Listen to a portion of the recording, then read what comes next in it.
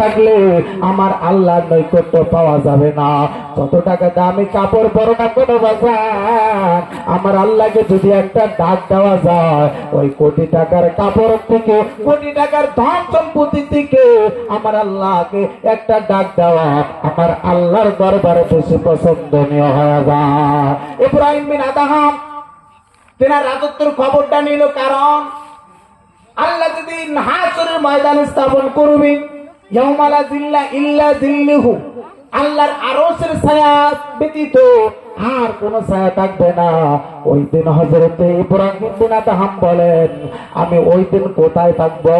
আমি পলক শহরে একটা বাদশা, আমার জনতার সঙ্গে যদি আমি ভালো ব্যবহার যদি না করি রে, ওই দিন আমি তো ফকির হইয়া যাব, আমার হাতে ভালো আমল থাকবে না, নাই ফেরাউন বাদশা হিসাবে আমাকে দাঁড়াইতে হবে। জনতার খবরটা ভালো ভালো আমাকে নিতে হবে।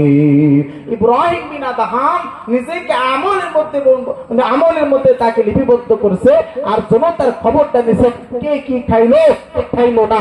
রাত্রে দিনে তার এইটাই ফিকির ছিল, না আমাকে সিংহাসনের মধ্যে বসে থাকলে হবে না, আমার একজন গরিব একজন জনতা আমার দেশের মধ্যে আছে, তার খবরটা আমাকে নিতে হবে। বাজান, ওই বান্দাটা ঈমান হতে পারবে না যে বান্দাটা নিজের জনতার খবর নেবে না, বন্ধুর খবর নেবে না, খবর নেবে না, আপন বাবার খবর নেবে না, সন্তান খবর নেবে না।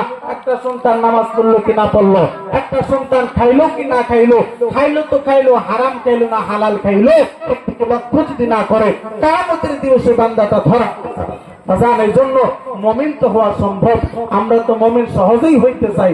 মুমিন হইতে গেলে আপনাকে আমাকে কিছু গুণ অর্জন করতে হবে, এই গুণ ছাড়া আল্লাহর মুমিন হওয়া যাবে না, আল্লাহর জান্নাত পাওয়া যাবে না। মুহতারাম হাজিরিন, আপনাদের